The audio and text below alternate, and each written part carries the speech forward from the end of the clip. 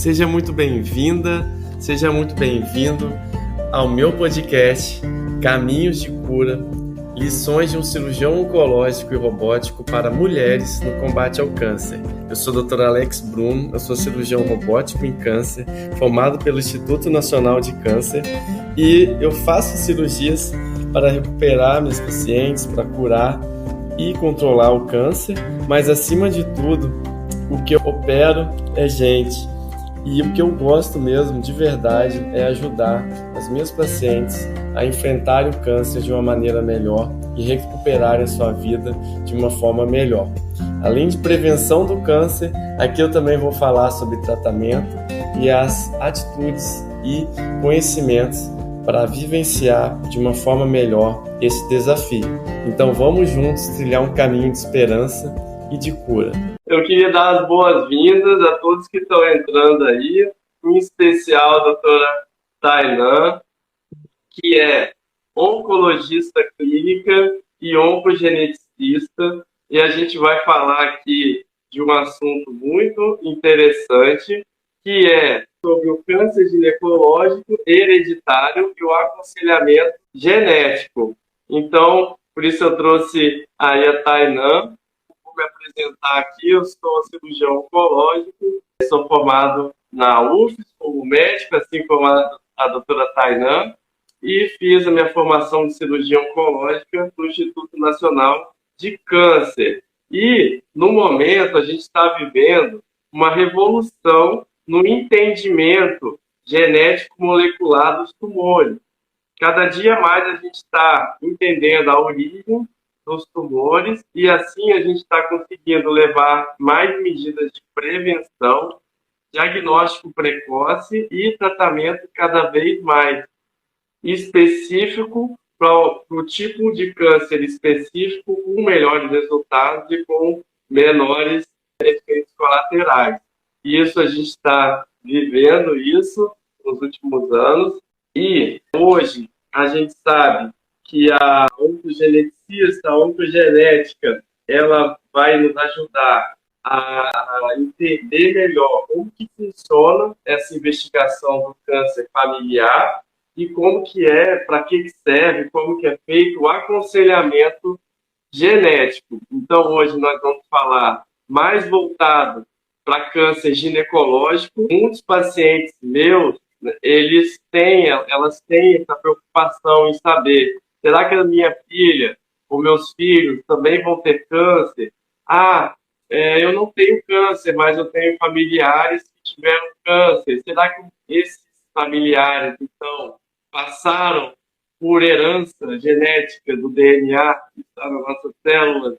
Passaram para mim alguma predisposição genética? Será que, se eles tiveram câncer, quer dizer que eu vou ter também?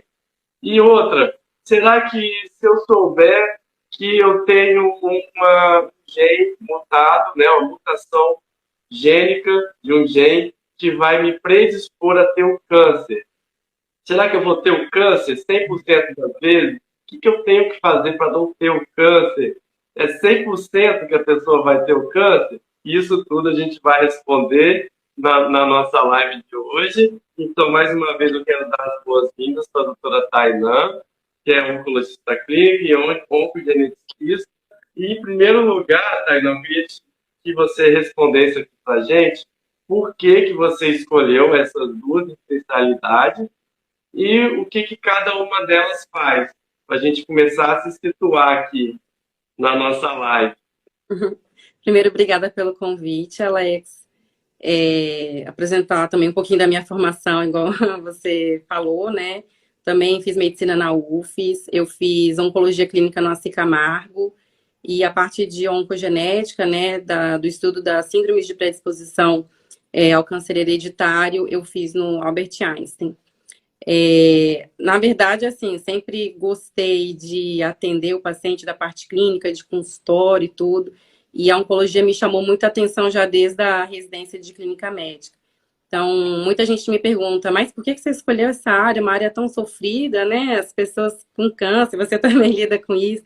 Mas eu falo, mas é aí que eu vou ser mais útil, né? Se é uma doença grave, eu acho que eu me sinto mais útil ainda de poder, seja buscar a cura, né? Aliviar o sofrimento, fazer o paciente passar por essa jornada do tratamento de uma maneira mais leve, mais suave, né? Então, acho que esse apoio nosso ao paciente é muito importante. E, de um lado da oncologia, eu trato câncer, mas sempre gostei da parte da genética, porque a gente consegue também, pelo lado contrário, trabalhar no lado preventivo, né? Então, ao mesmo tempo que eu trato, quando eu faço a parte de oncogenética, a gente pode evitar que uma pessoa tenha câncer, ou a gente pode conscientizar e talvez fazer com que essa pessoa descubra o câncer num período já muito mais precoce e com muito mais chance de cura.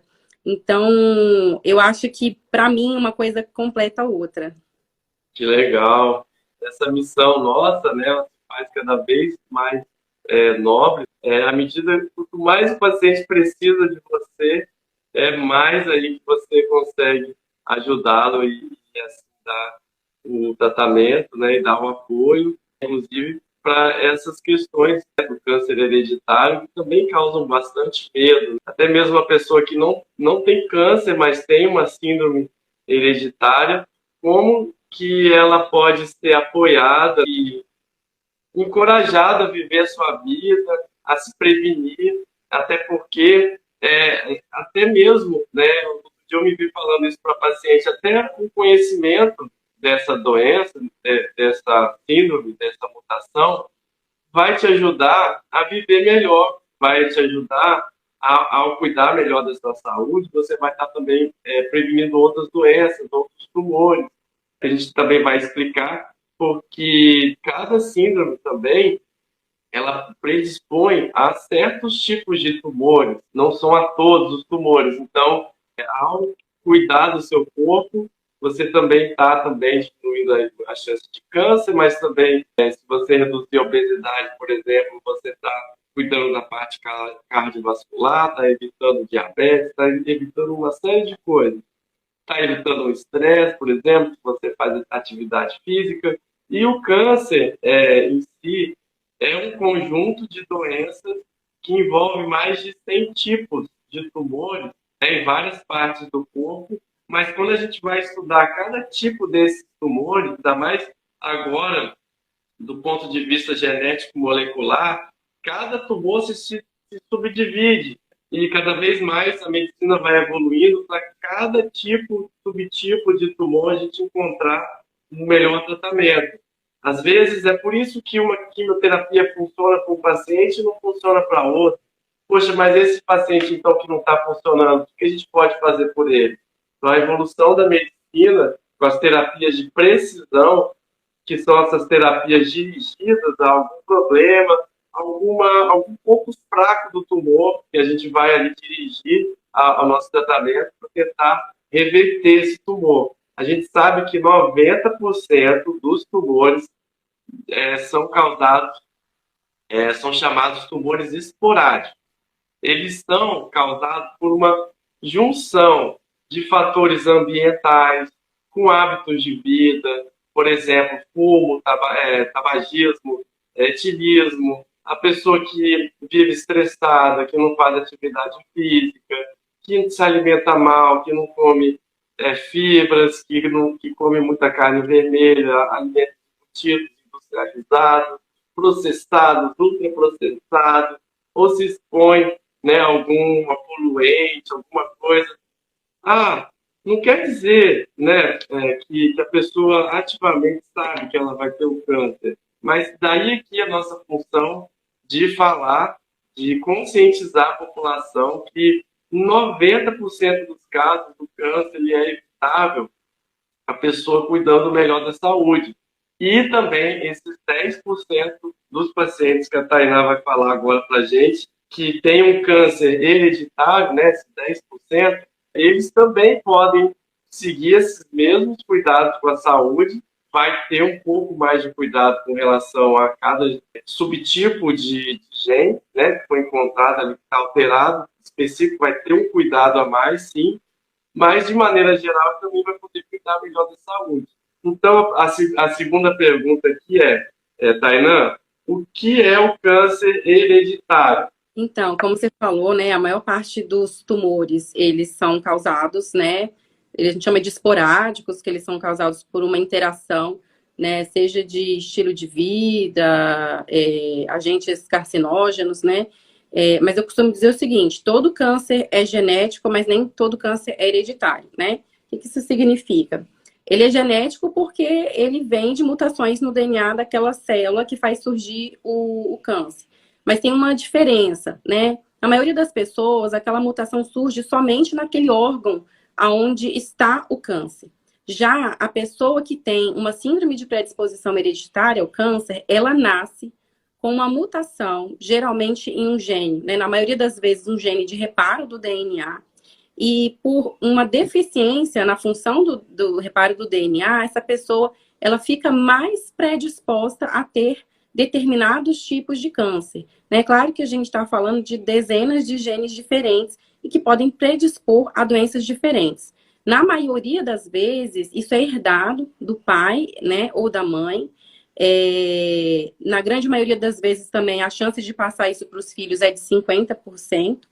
Algumas vezes, né, das síndromes mais raras, seria 25%. Mas isso, eu costumo dizer o seguinte: isso não é uma sentença, isso não é uma condenação. Tem muita coisa a ser feita para reduzir e minimizar esse risco. Já direcionando também, Tainan, quando que a gente vai suspeitar, então, que existe um câncer hereditário, né, ou de origem familiar, e como que a gente vai investigar essa síndrome de predisposição ao câncer? Então, assim, para cada tipo de tumor, a gente já tem até critérios, né, de suspeição diferente. Mas, de modo geral, quando que a gente desconfia? Quando a gente vê vários casos, né, de tumores relacionados na mesma família, aí eu vou dar um exemplo, tá? Por exemplo, você vê vários casos na mesma família de câncer de mama, ovário, próstata, né, pâncreas, que são tumores que estão relacionados. Então, isso deve acender um alerta. E quando uma mesma pessoa tem mais de um tipo de câncer, ou câncer bilateral, por exemplo, mama, né? As mulheres têm duas mamas. Então, se tiver dois cânceres de mama, câncer nas duas mamas, isso é suspeito. E câncer numa idade que não é usual, geralmente em idades mais jovens. Então, quando você vê uma mulher com câncer com 35 anos, uma pessoa com câncer de intestino com 30 anos, isso não é o comum, a gente sabe que não é o esperado. Então, quando foge do padrão, digamos assim, todos esses fatores devem levantar a suspeita do câncer ser hereditário. Uhum. E aí, então, eu vou dar um exemplo prático aqui. Eu tive um paciente, ele já tem quase 70 anos, que ele teve um câncer de estômago, tá? Um tumor neuroendócrino de estômago. Ele foi operado desse tumor de estômago, fez uma retirada parcial do estômago. No meio da cirurgia, descobriram que ele tinha um tumor no rim também. Nessa mesma cirurgia, operaram ele, com um tumor de rim. E aí ele chegou para mim, já deve ter aí uns 8 anos, com uma recidiva desse tumor de estômago. E aí eu operei ele, tirei o resto do estômago dele, e ele ficou bem, né, por uns anos. E agora, recentemente, logo depois que teve a pandemia, começou a pandemia, ele apareceu com um tumor de partes moles aqui, na região do ombro. E aí eu operei ele de novo, veio um sarcoma, ele fez radioterapia, depois eu operei, ficou bom, né? Já tem aí 2 anos que ele está acompanhando, está curado, graças a Deus. Só que esse paciente, ele foi morar no interior, vamos supor, né, que é o caso dele, eu não sei se mas vamos supor que ele não está a fim de fazer o teste, ou ele acha que esse teste pode ser caro, ou ele acha que o plano não vai cobrir. E aí eu ia te perguntar isso. Uma delas é, como que é o acesso a esse exame dos pacientes? Como é que esse paciente que está lá suspeitando de uma síndrome hereditária, nesse caso esse paciente teve 3 tumores, né, nele mesmo. Como é que é feita essa investigação? quem é que tem direito, entre aspas, né? Pensando aí na medicina privada e no SUS, tá? E vou te ajudar a lembrar as perguntas. E, por último, se esse paciente não quiser fazer o exame de jeito nenhum, mas tem um filho que é muito orientado e está muito preocupado para saber se ele passou essa herança também para os filhos dele, como é que deve proceder essa investigação aí, Tainan? Então, assim, para começar, o teste, ele é um teste relativamente simples. Ele pode ser feito com sangue ou saliva, tá? Então, o objetivo do teste é olhar o DNA de uma célula normal, de uma célula saudável daquela pessoa. Então, geralmente a gente faz painéis multigênicos, né? Então, essas máquinas, elas processam o DNA e avaliam um conjunto de genes que são pré-determinados lá, que a gente escolhe de acordo com a nossa suspeita, né? Então, hoje em dia é muito fácil você testar múltiplos genes ao mesmo tempo, não precisa fazer gene a gene, então você testa tudo ao mesmo tempo. E hoje os testes saem num tempo muito menor do que antigamente, cerca de 20 dias a gente já tem um resultado, tá? Acesso, o SUS, infelizmente, não dá acesso às pacientes. Os convênios, eles dão acesso, mas de acordo com o protocolo da ANS. Então, no rol da ANS, tem lá os critérios para alguns tipos de câncer. Cobre para todas as síndromes genéticas hereditárias? Infelizmente, não. Né? Eu acho que hoje o que tem um acesso até mais fácil, mais expandido, seria para câncer de mama e ovário. Mas a gente tem outros bem definidos, como o Lifraumene, que seria uma coisa para se pensar no seu paciente, né? Para síndrome de Lynch, da poliposadenomatosa familiar. Então, são alguns dos exemplos mais comuns, porque também são, de certa forma, as mais comuns. Mas, assim, eu já peguei outros diagnósticos de coisas que não eram obrigatórias no rol, e o convênio entendeu que seria importante a identificação da mutação, porque tem síndrome genética se eu consigo fechar por critérios clínicos. Eu não preciso nem da identificação da mutação genética, como, por exemplo, neurofibromatose, esclerose tuberosa, a síndrome de von Hippel-Lindau. Por critério clínico, eu já consigo ter certeza que essa pessoa tem uma mutação genética. Só que a identificação da mutação, ela é importante para a família, né? O ideal é sempre a gente testar a pessoa que teve o câncer, que é a pessoa que tem mais chance de ser feito o diagnóstico dessa alteração. Mesmo que o filho, por exemplo, queira fazer, ele até pode fazer um teste particular, mas digamos que o teste dele seja normal.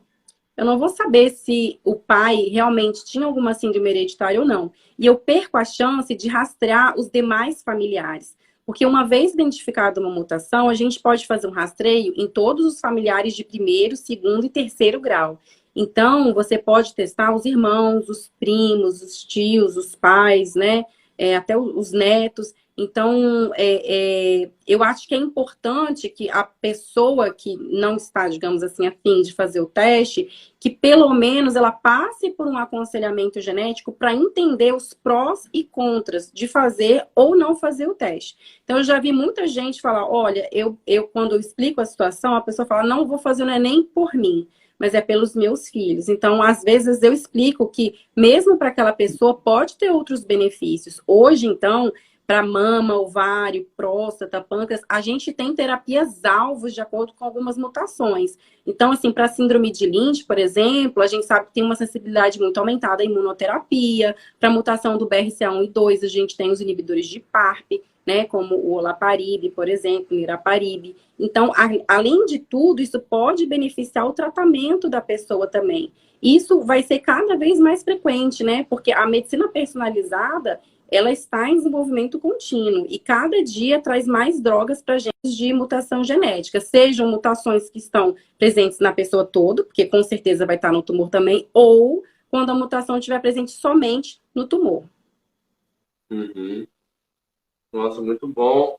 E a gente vai entrar agora um pouco na parte da ginecologia oncológica, né?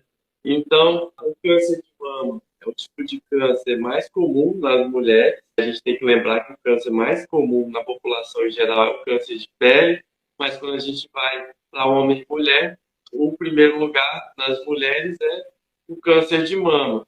E o câncer de mama, ele está ligado ao câncer hereditário em 5 a 10% das vezes. Aí, então, é uma pergunta muito frequente. Como que a gente vai identificar uma paciente com câncer de mama que teve esse câncer? Você já começou a falar, mas a gente vai frisar mais. Por causa de uma síndrome hereditária, como que a gente vai investigar e como que, ao saber que uma paciente é uma pessoa que não tem diagnóstico de câncer de mama, mas uma jovem que está lá com um resultado positivo de BRCA 1 ou 2, como que ela vai proceder, como é que vai ser a vida dela, ela vai ter o câncer com certeza. Podia explicar isso para a gente? Então, assim, na maioria das vezes, a gente consegue identificar a primeira mutação na pessoa que teve o câncer. Digamos que seja a mãe dessa paciente aí que você citou, né? Quando que a gente suspeita, assim? Já tem até, Alex, uma tendência no mundo de querer testar 100% das pacientes, mas isso ainda não está nos protocolos aqui do Brasil, tá? Porque existem casos que a gente faz identificação mesmo sem nenhum caso na família. Mas, vamos para a nossa realidade aqui do Brasil. Então, de modo geral, quanto que eu desconfio? Se tiver 3 casos de câncer de mama na família, ou 2 casos de câncer de mama, sendo que uma dessas pacientes tem menos de 50 anos de idade, o tumor triplo negativo, que é aquele que não expressa receptor de hormônio, nem o HER2, né, numa mulher com menos de 60 anos, uma mulher que tem câncer de mama com menos de 35 anos, ou então, se você tem casos na mesma família, por exemplo, de câncer de mama e mais um caso de câncer de ovário, ou então um caso de câncer de mama e pelo menos 2 de câncer de próstata ou de pâncreas. Então, assim, esse é mais o clássico. O interessante, que muita gente não sabe, é que aqui no Brasil, e também acho que em outras partes do mundo, é permitido fazer o teste se a pessoa não souber do histórico familiar. Então, se eu tenho uma paciente que foi, por exemplo, adotada, ela tem direito a fazer o teste. Ou digamos que ela não conhece a família paterna. Às vezes eu pego um paciente que o pai faleceu quando era bebê e aí não teve mais contato nenhum com avós e tudo. Ela também tem direito ao teste. Ou quando a gente fala que tem uma estrutura familiar limitada. O que é isso? É aquela família que tem pouquíssimas mulheres, né? Ou é uma família muito curta, ou é uma família que tem apenas 2 mulheres que viveram mais do que 45 anos. Então, nessas situações, mesmo que não se enquadre, né, pelo histórico familiar ou do tipo de câncer, a gente também consegue testar. Isso tudo pelo convênio. Nossa, que legal. E aí, aquela atriz famosa, né, Angelina Jolie, né, que fez a cirurgia redutora do risco de câncer de mama. Isso. De ovário também, depois a gente pode falar. Mas sobre o câncer de mama, como que está... como que você vê no consultório, né, no seu dia a dia, as pacientes chegarem com essa pergunta, a adenomastectomia bilateral, que é o nome da cirurgia realizada para reduzir o risco de câncer de mama na mulher que tem câncer, ou até na mastectomia da mulher que teve o câncer de mama, numa mama, e faz na mama contralateral, quando há essa suspeita aí de câncer hereditário, né, BRCA1, 2 ou outra síndrome, né, que você falou aí. Tem outra. Hoje, para câncer de mama, a gente tem mais de 25 genes identificados, né? Mas, sem sombra de dúvida, os mais famosos são BRCA1 e 2. O da Angelina Jolie é o BRCA1. A mãe dela teve câncer de mama e ela descobriu que tinha herdado a mesma mutação genética da mãe. Por isso que ela fez a cirurgia, né? A gente chama de cirurgia redutora de risco, né? A mastectomia bilateral profilática. Depois, posteriormente, ela também retirou os ovários, porque para esse gene existe um aumento do risco de câncer de ovário também. Mas, assim, quanto mais precoce identificar, melhor, porque a gente consegue fazer rastreamento já a partir dos 25 anos de idade com ressonância de mama, uma vez por ano. A partir dos 30 anos, a gente acrescenta a mamografia também, intercalada semestralmente com a ressonância.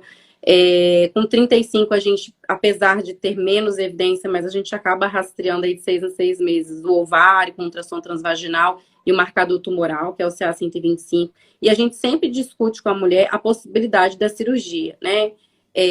A da mama, não existe um consenso exatamente de qual seria a melhor idade, né? Mas se a paciente faz o acompanhamento direitinho, assim, dá para tomar essa decisão com calma, né?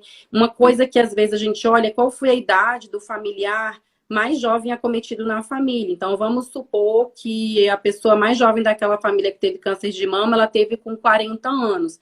Então, de 5 a 10 anos antes, já seria interessante, se for desejo da mulher, fazer a cirurgia, né? Claro que nada impede se ela quiser fazer mais precoce. Apesar disso, Alex, assim, o risco ele não vai para zero, né? Porque é impossível você tirar perfeitamente 100% da glândula mamária, mas você tem uma redução de 90% do risco. Então, o risco dessa mulher fica menor do que da população geral, né? E para ovário, por exemplo, que é do BRCA1, tem que sugere-se, né? Fazer a cirurgia entre 35 e 40 anos e do BRCA2 entre 40 e 45. Mas claro que desde que a mulher já tenha constituído prole, né? Ela queria ter 3 filhos, já teve os 3 filhos, a gente só vai pensar em programar essa cirurgia depois disso, né? E enquanto isso, vai monitorizando bem de perto. Perfeito. E, igual você falou, não é obrigado a fazer a cirurgia quem não quer. Por exemplo, as pacientes com BRCA2, existem trabalhos que mostram que tanto a cirurgia quanto esse acompanhamento muito intenso também podem ter até efeitos bem parecidos, né? Nesse caso, BRCA2. Então, realmente vai muito do desejo da mulher, né? Também da sua vontade de ter seus filhos, de amamentar, e isso também é importante. Entrando mais agora para a parte do aparelho reprodutor feminino, o câncer mais comum hoje no Brasil do aparelho reprodutor feminino, útero, ovário, vagina, é o colo do útero. O câncer de colo de útero ele é causado pelo HPV. Então a gente não tem ainda nenhum fator de risco genético hereditário que a gente possa entender que ajudou, além do fato da pessoa ter o HPV, a mulher, a ter o câncer. Está mais relacionado a fatores de risco, como tabagismo, multiparidade, início da vida sexual muito cedo. Então, isso vai realmente ter a ver com uma maior incidência do câncer de colo de útero. Lembrando que o câncer de colo de útero pode ser evitado com a vacina do HPV, com o preventivo, né, tratando as doenças precursoras, as lesões pré-malignas, e isso é importante a gente sempre frisar, porque existe uma campanha mundial, desde 2018, com o objetivo de tentar extinguir, nas próximas décadas, o câncer de colo de útero, até, ou diminuir muito, com essas medidas de prevenção. Mas o que eu vou falar aqui, interessante, né, é que recentemente eu tive uma paciente com 30 anos, com câncer inicial de colo de útero, in situ, que é quando ele nem chega a infiltrar, ele é mais facilmente curado, mas ele precisa ser tratado corretamente, até porque se ele não for tratado corretamente, ele pode evoluir com câncer. E essa paciente de 30 anos não tinha filhos. Não tem filhos. Eu fiz a conização, que é quando a gente tira um pedacinho lá do útero pela vagina, e pude retirar o tumor inteiro. A gente estudou a lesão toda com o patologista, viu no microscópio e viu que era um tumor que era pré-maligno, pré-câncer, e foi totalmente retirado. Tá bom, doutora Alex, mas o que isso tem a ver com a nossa live? Mas conversando aqui com ela, né, no meu consultório, ela falou que ela teve do avô dela, né, do avô paterno, câncer de mama em homem, câncer de intestino, outro câncer de intestino, outro câncer renal, o outro teve uma leucemia e o outro teve um câncer cerebral, né? Vamos supor, eu vou ter que revisar isso com ela, mas vamos supor que todos os pacientes foram a óbito, por algum motivo, né? Eram pacientes, né, de décadas atrás, né? Eram irmãos do avô, né? Pode ser que não tiveram acesso, né? Na época também não tinha o tratamento. tão bom quanto a gente tem hoje, né, em recurso. Agora, o que essa paciente vai fazer? O que eu vou fazer com ela além de mandar para você? O que vai dizer para ela? Então, a gente faz uma estimativa de risco, assim, realmente, quando, às vezes, isso acontece muito frequentemente no consultório. Chega uma pessoa, quando tem um familiar vivo, a gente sugere de testar o familiar que teve o câncer, mas muitas vezes não tem, às vezes já faleceram, né? Então, a pessoa tem a opção de fazer o teste genético de acordo com as hipóteses, né? Daí, do seu caso, tipo, se for um Lynch, um linfraumene, mas aí a gente faz um painel multigênico mesmo para pegar todas as possibilidades. E só que nesse caso, infelizmente, não existe cobertura pelos planos de saúde. Então, a pessoa ela pode fazer, mas ela tem que fazer um teste particular. E se o teste dela vier normal, como não foi testado nenhum familiar com câncer, não quer dizer, por exemplo, que o irmão ou irmã dela tenha um teste normal também. Porque a gente não sabe ali, né, do ascendente, se tinha mesmo alguma síndrome ou não. E de acordo com o diagnóstico, aí a gente faz um protocolo de rastreamento. Então, eu já peguei paciente no consultório, você falou, né, câncer de mama em homens, chama muita atenção para a BRCA, eu esqueci até de mencionar isso, né, é algo que chama muita atenção para hipótese de mutação de BRCA 1 e 2, tem outros genes também associados a câncer de mama em homem. Então, eu já peguei caso que alguém falou, a sua mãe testou? Não, já faleceu. Aí a paciente foi lá e fez o teste, não tinha câncer, né, mas a mãe já estava falecida, e realmente descobriu uma mutação do BRCA2. Acho que nem foi a mãe, acho que era isso aí, o pai teve câncer de mama. E aí, ela muito engajada, já tinha tido filho, não queria ter mais filho, mudou a vida dela inteira. E ela fala que hoje ela se sente muito melhor e que ela está muito feliz, porque ela sabe que ela tem a chance de não passar pelo sofrimento que os familiares dela passaram. E ela viveu isso de muito perto. Na verdade, ela perdeu tanto o pai quanto a mãe por câncer, né? Cânceres diferentes, mas ela teve que passar por isso 2 vezes. Então, ela tirou as 2 mamas, acho que 36 ou 37 anos, já retirou os ovários, mudou a alimentação, tá dormindo melhor, não ingere mais bebida alcoólica, mudou tudo, mudou os alimentos, intensificou a atividade física, e ela falou que hoje ela se sente muito melhor, com muito mais saúde do que com a vida que ela levava antes, dela saber que ela tinha essa predisposição. Então, esse é um exemplo de uma paciente que alguém passou a informação para ela descobriu que ela podia fazer o teste, pagou, e ela foi beneficiada. Caramba, que legal isso. E, Tainan, isso conecta um pouco com esse livro aqui que eu estava lendo essa semana. Olha, não sei se alguém conhece aí. Chama O Poder da Resiliência. Princípios da neurociência para desenvolver uma fonte de calma, força, felicidade em sua vida. E eu estava lendo, eu estou terminando de ler esse livro, né? E eu cheguei aqui no penúltimo capítulo, em que ele fala aqui de aspiração. O título do capítulo é Aspiração. E aí ele fala assim, ele começa com essa frase: diga-me, o que planeja fazer com a sua vida única, selvagem e preciosa?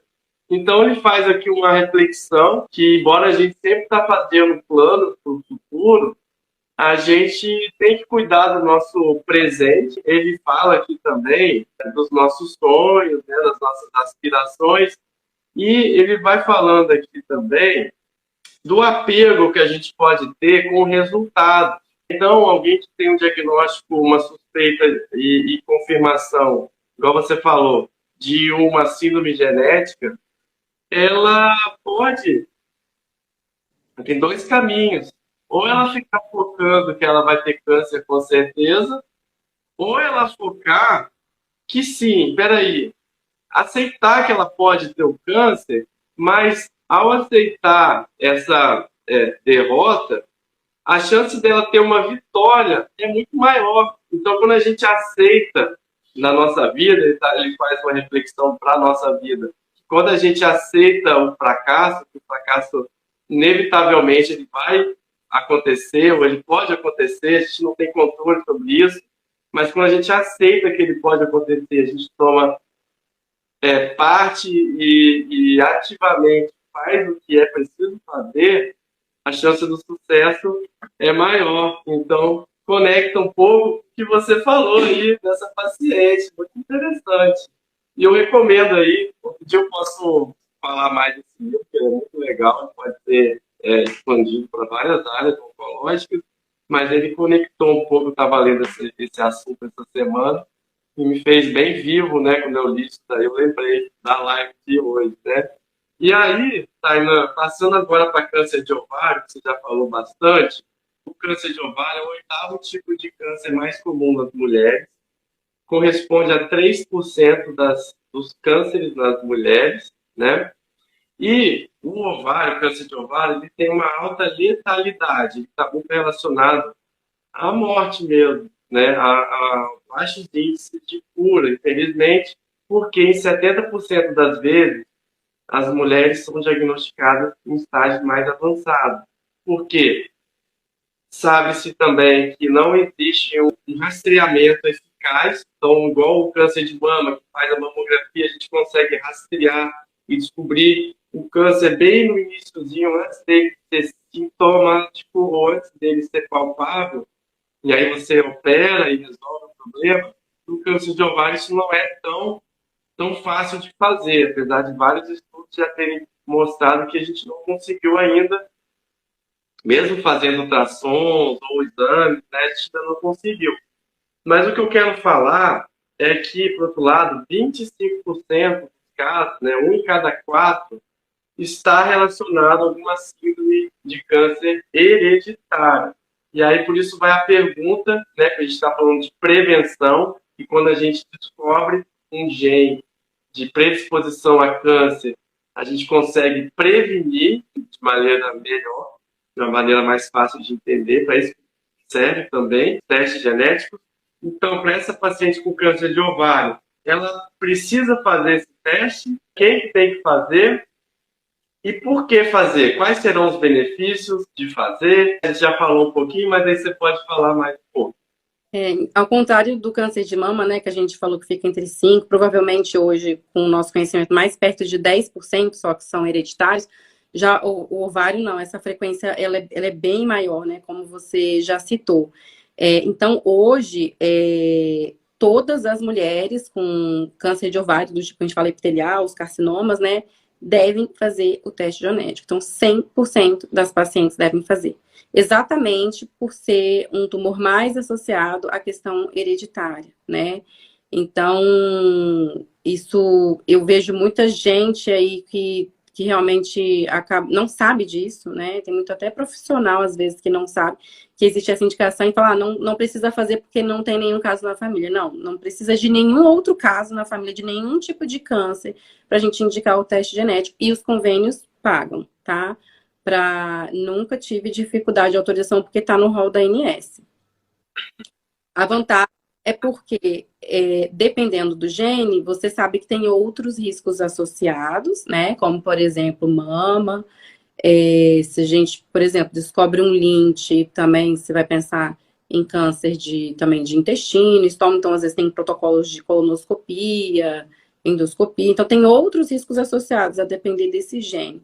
E hoje, né, essas pacientes, quando são diagnosticadas nessa fase mais avançada, como você falou que são 70% dos casos, a gente tem terapias que funcionam muito melhor para as mulheres que têm, por exemplo, a mutação do BRCA1 e 2, e já medicações que têm aprovação pela Anvisa e que recentemente, uma delas, que é o Olaparib, foi incorporado, né, no rol da ANS. Então, hoje, os convênios, eles pagam um tratamento que reduz em 70% em 3 anos o risco de progressão ou morte, que é muito para pessoas recém-diagnosticadas com a doença avançada, como uma terapia de manutenção, uma terapia oral, que a pessoa toma por 2 anos depois que ela termina a quimioterapia.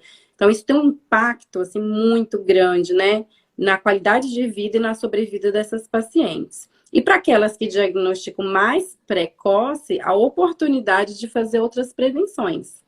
E sem contar também a possibilidade de fazer diagnóstico no restante da família, né?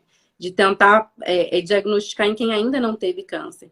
Que BRCA1 e 2, por exemplo, a gente indica retirar as trompas e os ovários, né? Que a gente fala que o risco é de câncer de trompas, ovário e peritônio, que é uma membrana que reveste os órgãos internos aí do abdômen, né? Então, muita gente pode ser beneficiada com essa cirurgia. Muito legal, Tainan. E eu vou dar um exemplo aqui de uma paciente que eu tive. Ela chegou para mim, ela tinha 27 anos, um filho, e queria ter outro filho. E teve o diagnóstico do gene BRCA tipo 2.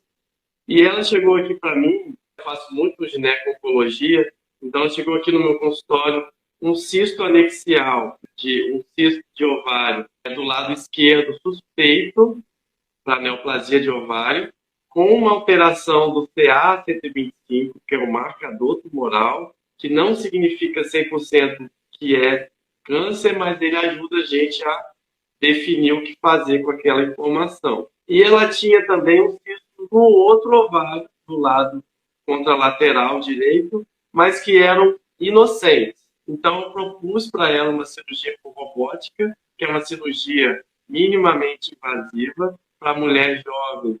Ela vai ter o benefício não só de menor dor, menor tempo no hospital, mas também menos cicatriz.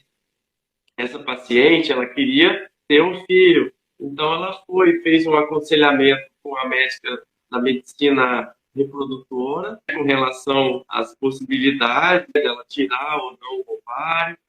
A gente analisou, eu analisei junto com a equipe multidisciplinar, com o radiologista, qual era a possibilidade real de eu, pelo menos, deixar o ovário dela e trompa funcionantes, passíveis de gravidez, era relativamente alta, e a robótica, com a sua delicadeza, com a maior precisão, me ajudou bastante. Então, eu pude tirar o cisto do lado esquerdo, que era suspeito, sem romper o cisto e preservando o ovário, parênquima ovariano à esquerda. Do lado direito estava mais simples, porque era um cisto menos complexo, como eu falei, e foi um pouco mais tranquilo. Tirei as lesões e mandei para congelação, que é uma avaliação intraoperatória em que a gente consegue descobrir mais de 90% das vezes o que aquele tumor é. Se ele é maligno, se ele é benigno. E aí eu descobri que era um tumor benigno, era um teratoma de ovário, que é um tumor benigno. Então, que não está relacionado ao BRCA tipo 2. Então, a gente tem que lembrar também que não necessariamente aquela paciente que tem um gene, um BRCA, aquela câncer de mama, ovário, ela também pode ter outros tumores esporádicos, né, que a gente chama de esporádicos. E também vale lembrar que essa paciente, a gente pode aconselhar ela, é o chamado aconselhamento genético.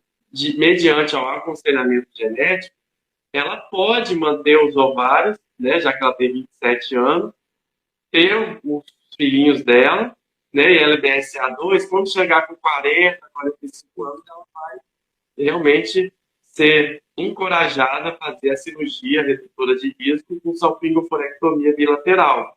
Essa mulher vai entrar em menopausa cirúrgica.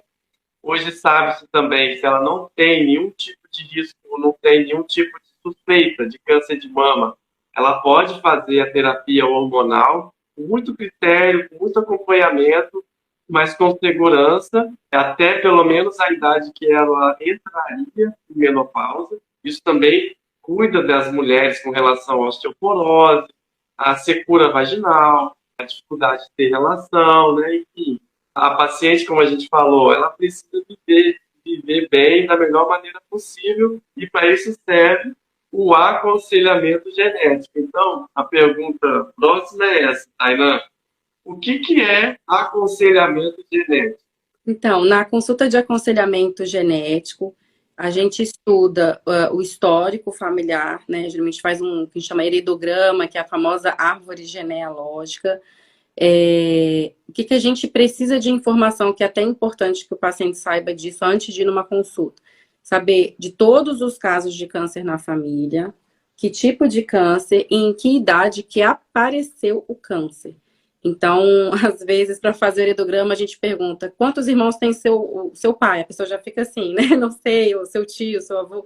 As pessoas não lembram. Então, assim, é interessante que antes de ir na consulta as pessoas façam essa lição de casa, digamos assim.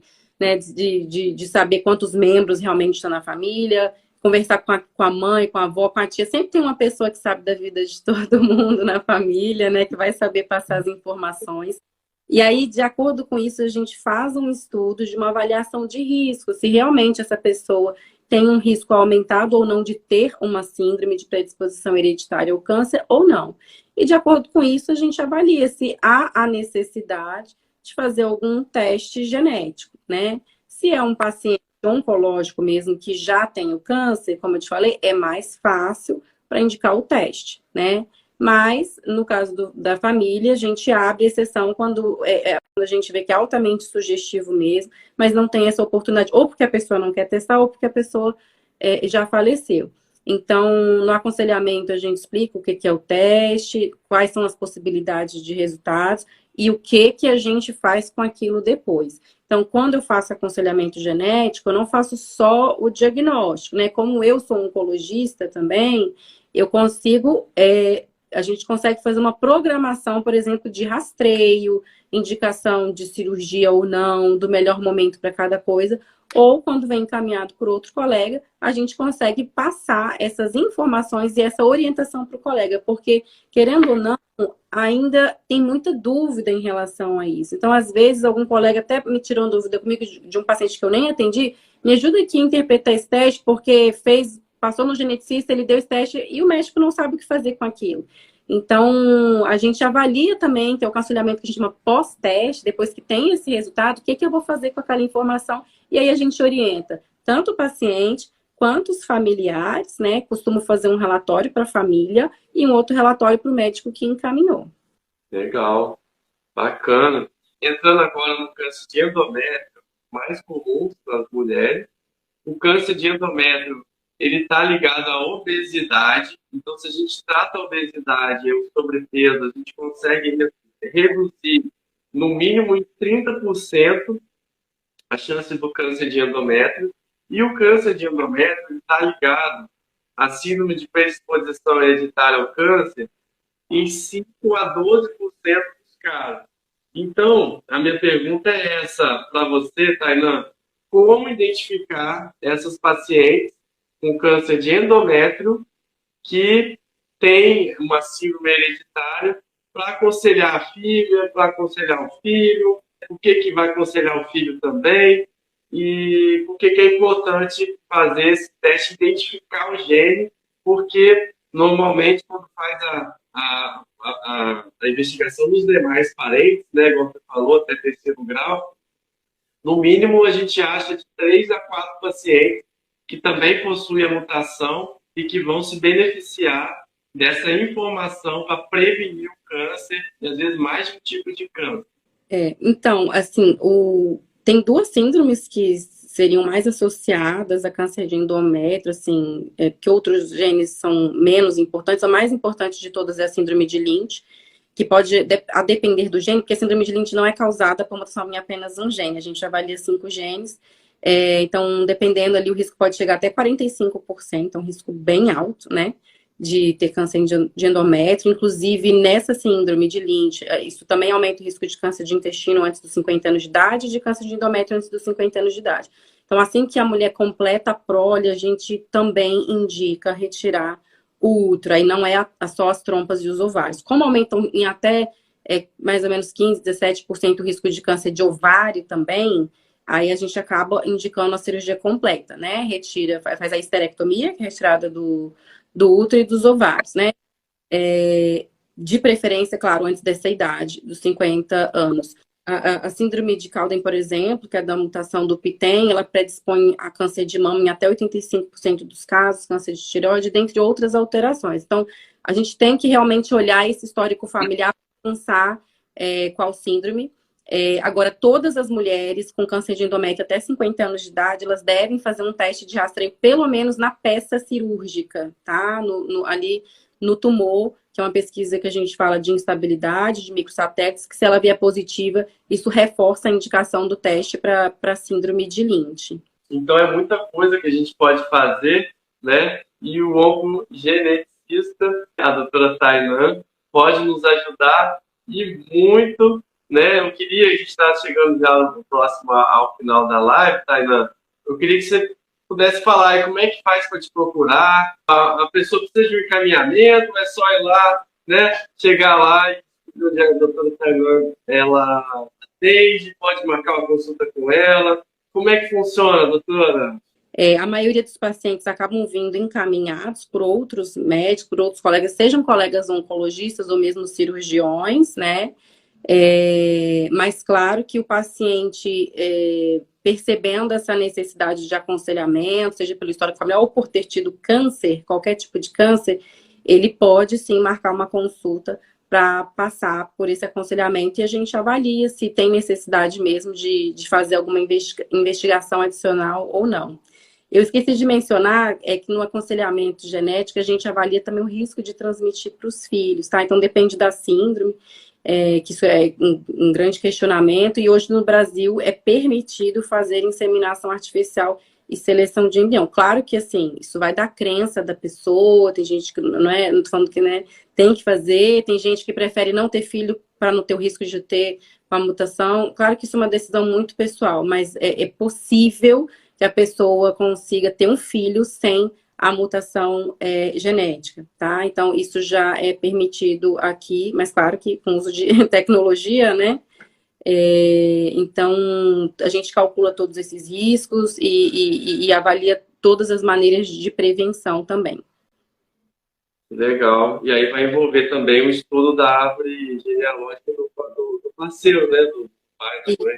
Do mãe, né? Uhum.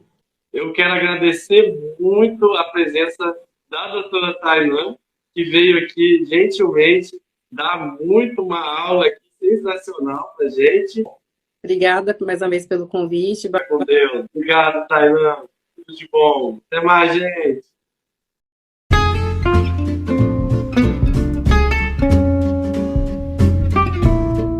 E agora eu quero te agradecer por ouvir o meu episódio e eu quero te fazer 3 pedidos. O primeiro é deixar seu comentário aqui embaixo dizendo como esse episódio te ajudou ou outros episódios estão te ajudando. E segundo pedido, encaminhar para alguém que pode estar precisando ouvir esse episódio. E o terceiro pedido é me seguir no Instagram e no YouTube. E até mais, até o próximo episódio.